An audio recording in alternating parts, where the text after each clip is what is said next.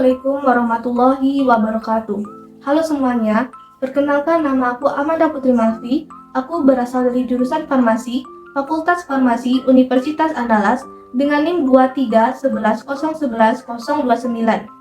Hari ini aku akan bahas salah satu permasalahan terkait dengan perkembangan iptek yang terjadi di era masa sekarang ini. Halo semuanya, selamat datang di segmen lagi narasi logika dan hati. Hari ini aku akan bahas tentang penyalahgunaan platform digital untuk melakukan kejahatan seksual. Nah, sebelumnya, tahukah kamu kehadiran platform digital menjadi salah satu akibat dari proses digitalisasi yang mau tak mau harus dilakukan manusia saat ini.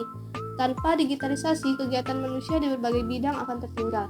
Karena itu, proses digitalisasi harus didorong untuk terus berlangsung secara efektif dan cepat. Nah, meskipun kemunculannya sudah terjadi sejak beberapa tahun terakhir, namun hingga saat ini masih banyak pihak yang belum memahami betul arti dari istilah platform digital. Ketidakpahaman inilah yang tak jarang menimbulkan dampak negatif berupa timbulnya kesalahan masyarakat dalam melakukan transformasi digital. Sebelumnya, tahukah kamu apa itu platform digital?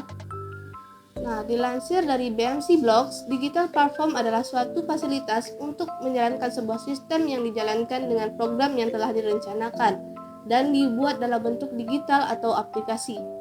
Pengertian lainnya, digital platform merupakan suatu wadah atau sarana untuk mempertemukan suatu individu atau kelompok untuk saling bertukar informasi, berdagang, atau menawarkan suatu jasa.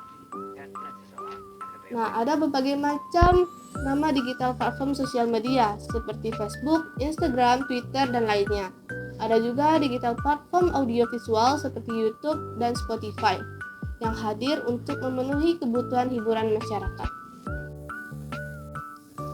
Dampak positif dari kemunculan platform digital juga bisa dirasakan apabila kehadirannya bisa digunakan secara optimal oleh masyarakat. Tanpa penggunaan yang tepat, digital platform tidak akan membawa arti dan nilai tambahan apapun bagi kehidupan.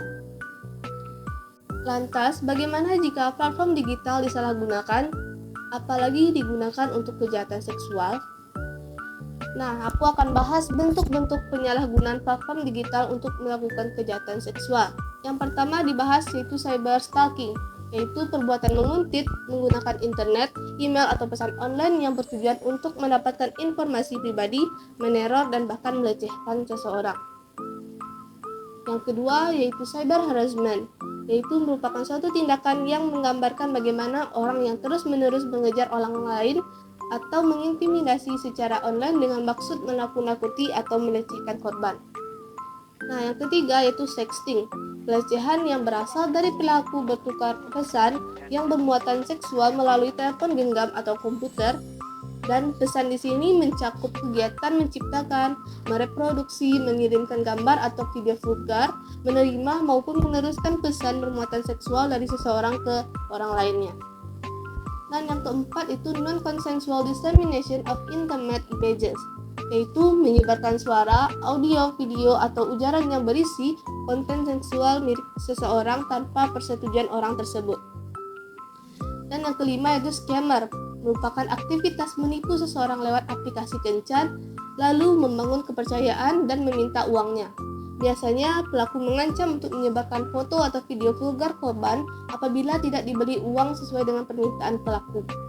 Nah, selanjutnya perlu kita bahas, apa sih faktor-faktor pendorong penyalahgunaan platform digital untuk melakukan kejahatan seksual? Yang pertama yaitu dorongan seksual dari diri sendiri, yaitu ketertarikan, keinginan, dan rasa candu dari dalam diri membuat pelaku tanpa pikir panjang melakukan kejahatan seksual di platform digital tanpa takut atas risiko yang akan dihadapinya. Yang kedua yaitu kurangnya rasa simpati dan empati, yaitu kurangnya kemampuan untuk merasakan dan memahami perasaan, pengalaman, dan perspektif orang lain dalam melakukan kejahatan seksual. Pelaku akan merasa tidak bersalah dalam menyebarkan kejahatan seksual di platform digital. Ketiga yaitu kurangnya pengetahuan dan kesadaran diri. Kurangnya pengetahuan pelaku akan dampak, risiko, dan sanksi atas kejahatan seksual di platform digital. Yang keempat yaitu akses internet yang sangat mudah. Kemudahan untuk mengakses konten seksual di internet tanpa batasan membuat seseorang mudah melakukan kejahatan seksual. Apalagi dengan adanya akun anonim membuat pelaku merasa aman dan tidak bertanggung jawab akan kejahatan seksual yang dilakukan.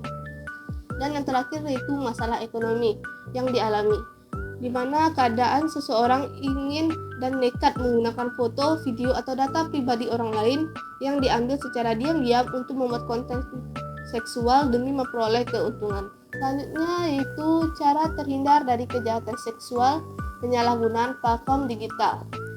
Nah, yang pertama itu bersikap tegas.